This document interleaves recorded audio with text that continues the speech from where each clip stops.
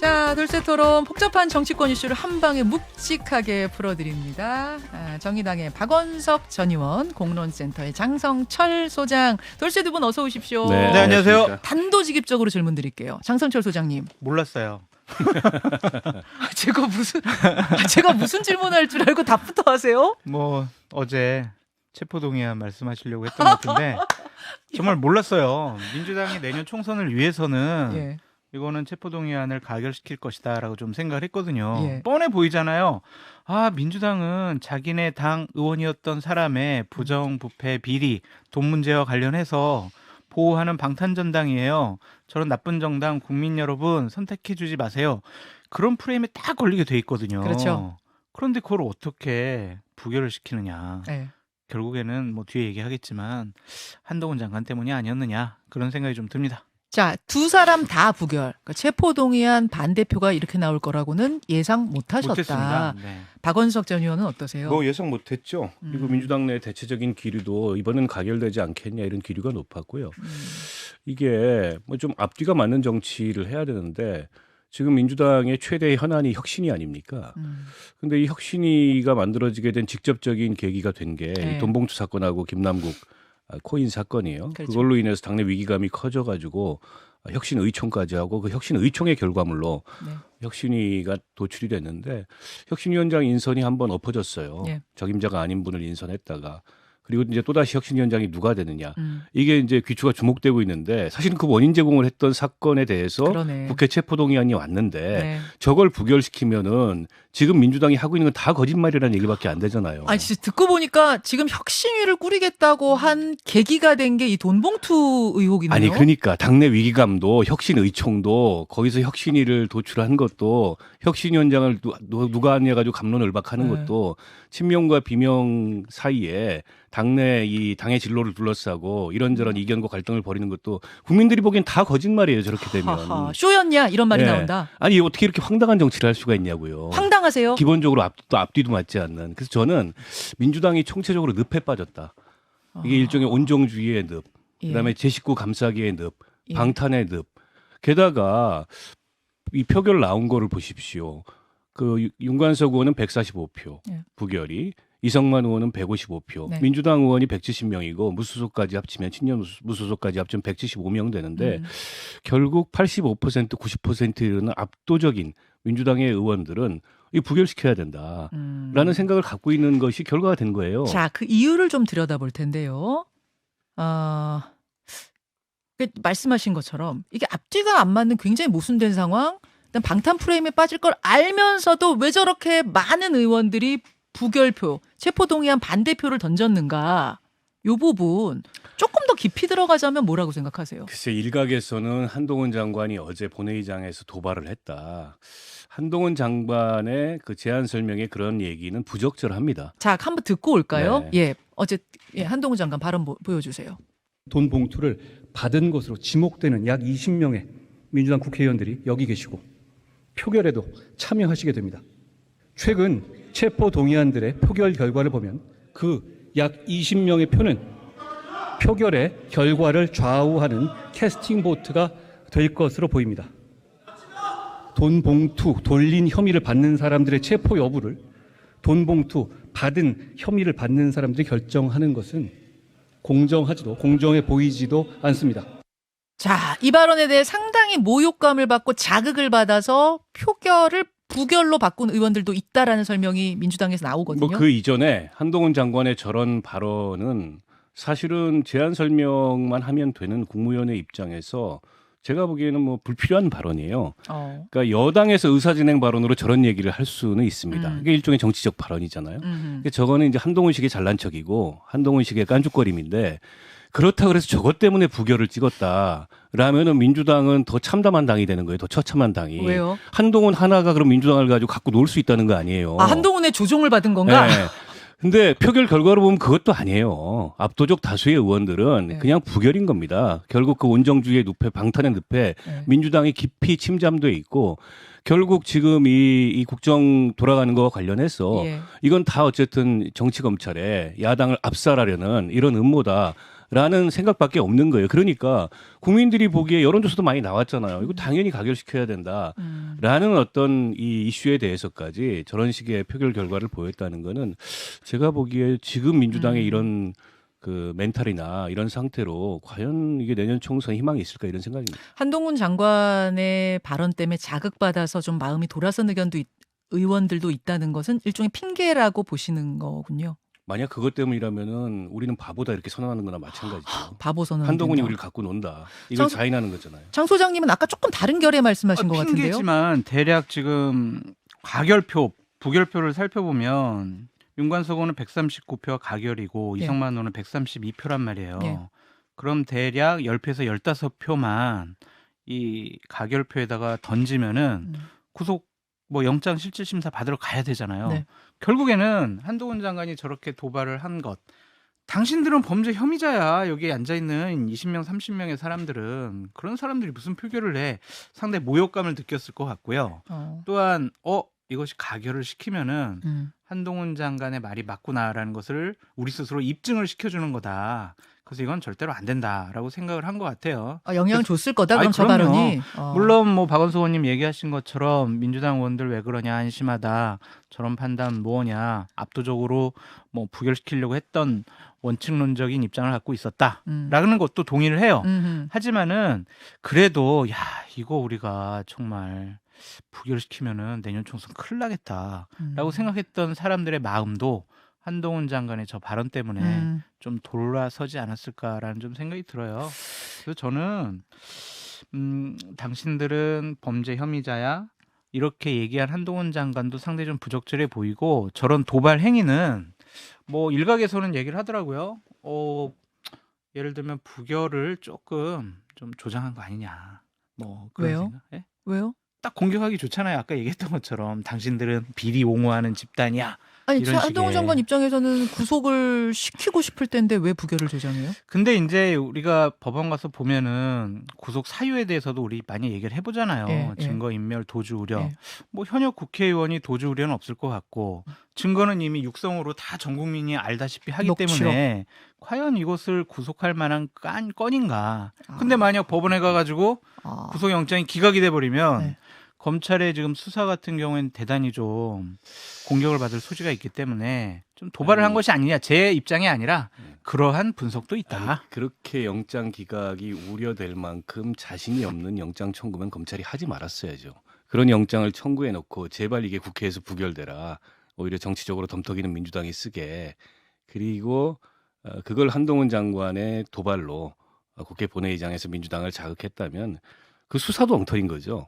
한동훈 장관이 엉터리인 것뿐만이 아니라 저는 뭐 그런 측면으로 보는 시각도 있을 수 있겠습니다만 그냥 한동훈 장관은 저런 사람이에요. 스타일이. 예, 자기가 저렇게 하고 싶은 말 남들 다 하는 거를 자기만 아는 듯이 저렇게 상대를 자극하는 그런 얘기를 하고 싶은 거예요. 정치적 발언을 하는 거죠.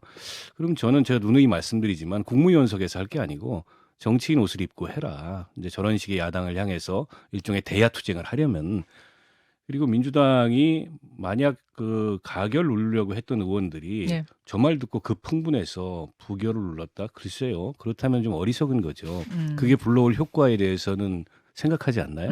민주당 전체가 방탄정당이 되고 온정주의에서 빠져나오지 못하는 이제 그런 낡은 정당이 된다는 거에 생각하지 못한다는 거는 지나치게 이제 감정을 앞서서 정치를 하는 건데 그것도 제가 보기에는 옳지 않고요. 저는 그보다는 어떻게 했어도 부결이었을 거다라고 봅니다. 어떻게 했어도 부결이었을 근데 거라고 왜 지금 예상하지 말씀하시. 못했다고. 아니 근데 분위기 지금 결과로 보면 그런 거죠. 결과로 보면 표분석해 결과로 보면 보면 어떻게 했어도 부결이었을 거다. 그 말씀이 일각에서 이런 얘기도 하더라고요. 윤관석, 이성만 의원이 굉장히 적극적으로 의원들한테 읍소를 했는데 만약 그것을 무시하고 가결을 했을 경우에 돈봉투 사건 같은 경우는 진술에 상당히 의존하는데 네. 서운함을 느낀 윤관석, 이성만 의원이 막 속된 말로 맞아요. 줬어요. 진술을 막 불기 시작한다. 네. 이렇게 되면 민주당 전체가 어떻게 되겠는가? 이런 생각을 혹시 한 의원들도 있지 않겠느냐라는 일각의 분석, 뭐 또 국민의힘의 분석도 있습니다. 근데 이제 일각에서는 돈봉투 받은 의원들은 특정해서 여러 가지 정보 형태로 돌아다니고 있고 특정되어 있는 것 같다라는 좀 생각이 들어서 그러한 동정표 아니면은 나까지 수사받고 조사받을 수가 있을 것 같아.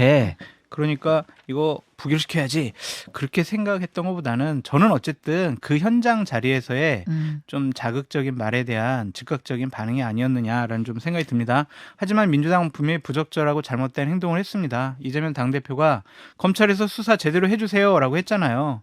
그런데 수사 제대로 못하게 저렇게 체포동의안 부결시킨 것은 문제라고 말씀드리고, 어쨌든 본인들의 육성으로 돈을 어떻게 만들고 돈을 어떻게 나눠줬고 돈을 어떻게 뺏겼고 이러한 것들이 다 나와 있거든요. 근데 저런 사람들을 옹호한다라는 것은 국민의 일반적인 법 상식과는 분명히 괴리돼 있다. 내년 총선 때 민주당은 큰 악재 하나 더 추가됐다라고 말씀드립니다.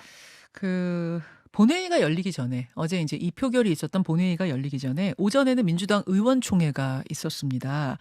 뭐 여기서도 이런 이야기도 네. 좀 오갔다고 하고요. 요 표결 어떻게 할 것인가에 대한 이야기도 오갔다고 하고, 또 하나 눈에 띄는 건 정청래 최고위원이 행안위원장 그 겸직 배제된 데 대해서 굉장히 그동안 거세게 항의했었는데, 나 그거 그냥 받아들이겠다, 선당후사하겠다, 승복을 했습니다. 요 얘기로 좀 넘어가 볼까요? 정청래 최고위원 소송도 불사하겠다 했던 분인데 어떻게 이렇게 마음을 좀 바꿨을까? 이렇게 선당후사가 아니라 당연히 정상으로 돌아간 거죠. 어제 의총에서 민주당이 원칙을 세웠잖아요. 현직 지도부, 장관 이상 최고 정무직, 그리고 원내대표 출신 인사는 상임위원장을 맡지 않는다라는 상임위원장 선출 기준을 마련했습니다. 근데 그거를 근본적으로 부정을 하면서 싫어, 나는 1년 더 할 거야 라고 한들 되겠냐고요. 왜냐면은 민주당 몫으로 추천을 해야 본회의에서 표결을 할 거 아니에요. 네. 나는 상임위원장 될 거야, 나 출마할 거야, 그런다고 한들 본회의에서 민주당 의원들이 정청래 의원을 찍어주겠냐고요. 민주당 몫으로는 다른 사람을 추천할 거 아니에요. 현실적으로도 내가 고집을 부려도 나는 상임위원장으로 선출될 가능성이 없어. 그러니까 나는 좀 양보하는 모양새를 취해야지라고 생각하는 것 같습니다. 현실적으로 불가능하다면은 불가능하죠. 그럼 지금까지는 왜 이렇게 좀 세게 항의하고 뭐 소송도 불사 이런 아니, 이야기까지 그게 하셨을까요? 뗐으면은 떡이라도 하나 더 받을 수 있지 않을까 그렇게 생각을 한 것이고, 원래 당초에는 뭐 행안위원장, 과기위원장 뭐 1년씩 돌아가면서 하겠다라는 예. 암묵적인 동의가 있었고요. 어허, 당초 그렇죠. 처음에는 그렇죠. 어쨌든 박광원 원내대표가 약속. 자 이거 추천을 하긴 했잖아요. 네, 그러니까 때를 쓰고 고집을 부리면 그래도 내가 정청래인데 내 말 들어주겠지. 나 최고인이잖아. 이재명 당대표 측근이잖아. 그렇게 판단한 것이 아니냐는 생각이 들어요. 그러다 현실적으로 안 되겠다 안 생각하고 되잖아요, 이제 예. 더 자, 이상 그러고 박 의원님은 어떠세요? 글쎄요, 뭐 정청래 의원이 상임위원장이라든지 이렇게 당내 국회직 배분해서 그 동안에 몇 차례 조금 불이익을 좀 봤다 그래요. 그것 때문에 이번만큼은 내가 양보할 수 없다. 뭐 그 심정은 이해를 하는데, 근데 이제 내세운 논리나 이런 것들이 좀 맞지가 않잖아요. 뭐 나 다음은 이재명이다. 뭐 순망치안이다. 내가 무너지면 그 다음은 이재명 대표. 너무 과장돼 있지 않습니까? 게다가 뭐 청원까지 등장을 해가지고 5만 몇 명. 네. 제가 보니까 어차피 결과는 이렇게 될 수밖에 없다는 거를 정청래 의원도 정치를 오래 했는데 모르지 않았겠죠. 왜냐하면 이건 이제 권한은 원내대표한테 있고 원내대표가 의총에 총의를 묻는 식으로 갔는데 의원들 여론이 그렇지가 않잖아요. 그래서 그걸 아예 일반론으로 만들어가지고 뭐 당직이나 장관 지낸 분들은 이제 다 배제하는 걸로 원칙이 정해졌는데 거기서 어떻게 더 고집을 부리겠어요. 그 선당우사라는 뒤늦게 명분을 내세운 거고, 저는 정청래 의원이 퍼포먼스하고 노이즈 마케팅을 세게 했다고 봅니다. 그러니까 이게 이재명, 나 다음은 이재명이다라는 식으로 이제 좀 이치 안 맞는 논리를 내세웠는데, 그거를 이제 번역기를 돌려서 해석해 보면 네. 이재명 다음은 나다. 이 얘기입니다. 그게 무슨 말? 그러니까 이게 차기 당권을 향한 개딸 결집용 이벤트를 세게 한 거예요. 5만 명 청원까지 돌리고. 그러니까 정치인의 말이 이해가 안 되면 다른 각도에서 번역기를 돌려보면 됩니다. 그러니까 상임위원장을 놓고 지금 이야기한 건데, 구실이고요. 박원석 의원은 당대표 자리를 향한 아니, 지금 어떤 주장하고 있는 게 뭡니까? 퍼포먼스. 대의원제 폐지예요. 그걸 예. 가장 소리 높여서 주장하고 있는 게 이재명 대표하고 정청래 의원이에요. 예. 그러니까 뭐 두 분의 이해관계가 일치하는지 모르겠지만은 정청래 의원의 이해관계는 그런 맥락에서 읽을 수 있죠. 지금 당장 전당대회가 내일 모레도 아닌데 대의원제 폐지가 왜 민주당 혁신의 첫 번째 의제가 돼야 됩니까? 근데 뭐 1인 1표 얘기하면서 심지어 뭐 이 당대표 직선제 얘기하면서 대의원제 폐지를 얘기하고 동시에 상임위원장을 고리로 당내 이른바 강경 여론을 저렇게 결집시키는 이제 이벤트를 했다는 거는 정치적으로 그렇게 해석될 여지가 충분히 있죠. 그렇게 보시는군요. 어제 그 의원총회에서 뭐 혁신위원장 이야기도 나왔을 텐데 장 소장님, 네. 혁신위원장은 3명까지 압축됐다. 학자 출신들 3명까지 압축됐다는 이야기가 나온 후로는 왜 더 이상 진전이 안 되는 겁니까? 근데 누가 돼도 그렇게 크게 혁신을 할 게 없고 혁신할 수 있는 권한도 없고 혁신을 해봤자 뭐 하겠느냐라는 패배주의가 만연해 있는 것 같다는 좀 생각도 들고 혁신위원장으로 거론되는 분들도 이 상황에서 내가 발을 담그는 것이 맞느냐라는 하하. 역할론에 대한 회의감이 있는 것 같습니다. 그러니까 이제 이미 글렀다니까요. 저번 주에 말씀드렸지만 민주당은 혁신위를 띄우더라도 네. 이 혁신위가 뭘 제대로 혁신을 하거나 바꾸거나 개혁을 하거나 전혀 불가능해 보입니다. 아, 너무 가혹하게 말씀하시는 거 아니에요? 아직 시작도 안 했는데? 아니 이제 시작하기 전부터 이제 완전히 끝장나 버렸잖아요. 완전히 그렇게까지 보세요? 혁신이라는 기구나 체제 자체에 대해서 기대감을 가질 수 없을 정도로 이재명 당대표가 헛발질을 심하게 했어요. 이래경 이사장. 네, 그렇기 때문에 이거는 무의미한 지금 논의가 계속되고 있다라고 말씀드릴 수밖에 없어요. 보시는군요. 네. 당 밖에서 아마 혁신위원장을 그 추천하는 걸로 원칙을 세운 모양인데 네. 그 선뜻 하시겠다고 나서는 분이 한 3분 정도 이제 실명으로도 압축된 분들이 거론이 되는데 선뜻 하겠다고 나서는 분이 있을까 싶어요. 더군다나 어제 부결이 네. 당사자들이 이걸 맞는 걸 더 부담스럽게 만들었을 가능성이 있다고 보고 그리고 이 혁신의 방향 내용이 뭐냐에 대해서 지금 민주당 내에서 조정이 안 된 것 같아요. 이를테면 뭐 이재명 대표를 위시한 지금 당 지도부 혹은 당권파에서는 이를테면 대의원제 폐지 같은 그러니까 이 권리당원들의 목소리를 한층 높이는 게 혁신이다 이런 생각을 갖고 있는 것 같고 반대로 이제 비명계 쪽에서는 이재명 대표 물러나야 된다. 그리고 이 강경 지지층하고 강성 지지층하고 당이 손을 끊어야 된다. 이제 이런 그 서로 약간 동상이몽식의 지금 혁신을 얘기하고 있기 때문에 그 의견을 하나로 모으는 게 쉽지 않은 상황이 아닐까 싶고 본질적으로 지금 민주당의 위기가 현 대표와 지도부가 있는 상황에서 구성되는 혁신위로 과연 해결이 가능한 거냐. 과거에 이제 김상곤 혁신위도 2015년도에 문재인 대표가 당시에 네. 김상곤 혁신위를 내세웠지만 그 혁신위가 성공했다는 평가는 반 정도예요. 네. 그 혁신위 이후에 당이 분당됐거든요. 때문에 지금 상황에서도 혁신위가 나선다 한들 뭘 그렇게 혁신할 수 있으며 근본적으로 민주당의 위기 탈출이 가능하겠나 이런 회의론도 있는 거죠. 짧게만 좀 말씀드리고 싶은 게 혁신위원회를 왜 만듭니까? 민주당을 상식적인 합리적인 판단을 하는 국민의 눈높이에 맞는 정당으로 탈바꿈시키겠다. 그래서 국민의 사랑을 받아서 내년 총선에 국민의 선택을 받는 그런 정당 만들겠다라는 건데 봐보세요. 어제 일어났었던 일. 돈봉투 만들고 돈봉투를 뿌렸다라고 의혹을 받고 있는 의원들 보호하는 정당이에요. 그런 정당이 무슨 혁신을 할 수 있겠어요. 저는 대단히 회의적으로 봅니다.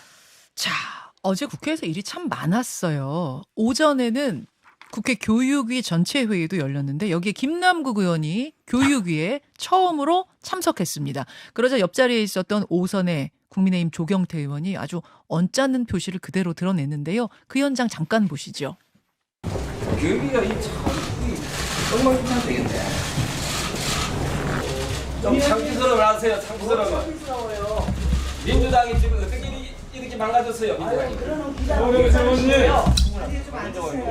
그러는 비당은 괜찮으시냐고. 예? 최소한 김남국 문제는 좀 여러분들이 앞장서서 좀 해결해야 될 거 아니에요? 비당의 대표님 아들은 코인 회사 임원이시라며. 물타기 하지 마세요. 예?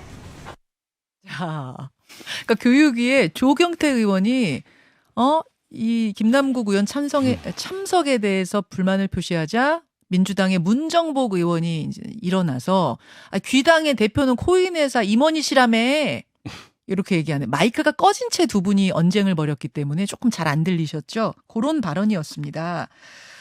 자, 이거 어떤 분께서 좀 먼저 논평하시겠어요? 뭐 김남국 의원이 이제 법사위에 있다가 옮겼는데 사실 뭐 어느 상임위로 간다 한들 저런 일이 일어나지 않겠습니까? 김남국 의원의 향후 거취의 문제는 어차피 이게 수사가 진행이 될 거고 또 이제 뭐 이제 21대 국회 얼마 임기가 남았습니까? 그 상황에 따라서 전 정해질 거라고 보고요. 그러나 지금 본인 당장 사퇴할 뜻이 없고 국회 윤리에 제소됐다 한들 국회 윤리 결과가 그렇게 빨리 나오겠습니까? 오래 걸리죠. 그런 면에서 뭐 당분간은 근데 저런 상황이 계속 연출될 수 있다고 보고요. 김기현 대표 그 아들 코인 회사 임원 문제는 예. 그러니까 취업 시점이 당시에 이제 과세 유예를 주장했던 이후다. 문제 없다. 그거는 팩트인 것 같아요. 이은 건. 잠깐 정리해 보자면 그러니까 김기현 대표가 원내대표이던 시절에 예. 코인에 과세할 거냐 말 거냐 이야기가 나왔었고 그때 이제 유예하는 걸로 결정되고 나서 5개월 후에 취직했다. 그러니까 뭐가 문제냐 이제 이게 김기현, 김기현 대표 원내대표도 말입니다. 당시 원내대표도 그걸 주장을 했었는데 그때 여야가 그걸 주장하지 않은 당이 없어요. 정의당 정도를 제외하고는 아. 대체로 다 과세 유예하자 그랬어요. 민주당도. 그때 선거 앞두고 예, 그랬죠. 때문에 젊은 그 층 뭐 때문에. 국민의힘이나 김기현 대표만 그랬던 건 아니고요. 다만 해명이 좀 이상해요. 김기현 대표한테 이 문제 제기를 했더니 우리 아들은 그 회사의 주식 한 주도 갖고 있지 않은 월급 받는 월급쟁이다 이렇게 해명을 했는데 주식 갖고 있는지 안 갖고 있는지 안 물어봤거든요. 그러니까 오히려 거꾸로 궁금해지는 거예요. 아, 주식은 없지만 코인은 갖고 있나 보다. 근데 이번에 그 국회의원 다 코인 공개하기로 했는데 이게 법 제정에 약간 미비죠. 네. 이게 직계 비속은 이번에 공개를 안 하고 그건 내년부터 등록을 하도록 돼 있는데 이번에 가족들 다 하기로 한 거 아니었어요? 아니에요. 당사자만 하고 직계 비속은 이번에 공개 대상이 아닙니다. 아. 그러니까 내년부터 그 재산 공개를 직계 비속하기로 했는데 그것도 이제 독립생계를 이유로 고지를 거부할 수는 있어요. 그래서 차제에 이렇게 논란이 되고 있는 마당에 국회의원 직계 존비속이 갖고 있는 코인도 다 공개하자. 이거 여야가 합의하면 됩니다. 법은 없지만 정치적 합의로 뭐 하는데 그걸 갖다가 누가 뭐라 그러겠어요? 그렇게 했으면 좋겠다는 생각이 들고 근데 여야 대표가 서로의 가족 문제를 거론하면서 설전을 벌이는 이거 거의 막장이거든요. 김기현 대표는 이제 이재명 대표의 아들의 성매매 또 도박 그거부터 답해라 이랬잖아요. 그러니까 얼마 전까지 두 분이 뭐 만나니 TV 토론을 예. 하니 이런 얘기 했는데 예. 이렇게 되면은 다 물 건너가는 상황이 되는 게 아닌가 싶어요. 그러니까요. 네. 그러니까요. 김남국 의원이 내년 6월 30일까지 뭐 배지를 달고 의정활동하는 고통스러운 상황을 우리가 국민들이 지켜봐야 되는 것은 상당히 불행하다라고 말씀을 드리고 김기현 대표의 아들의 블록체인 업체의 근무 그리고 뭐 다른 부적절한 뭐 여러 가지 논란들은 조금 더 상황을 지켜봐야 될 것 같아요. 거기 취직했다고 그래가지고 모든 것을 다 걸고 문제 삼는 것은 좀 부적절해 보입니다. 자, 오늘 이 이야기 말고도 박근혜 정부의 민정수석, 문재인 정부의 민정수석을 지낸 우병우, 조국 두 사람의 출마설 이것도 굉장히 핫한데요. 이 얘기 댓글쇼로 넘길까요? 꼴불견이에요. 또 왜? 자, 예고편만 지금 던지셨는데요. 네. 댓글쇼에서 본방송 후에 이어가도록 하겠습니다. 두 분 고맙습니다. 고맙습니다. 김현정의 뉴스쇼는 시청자 여러분의 참여를 기다립니다. 구독과 좋아요, 댓글 잊지 않으셨죠?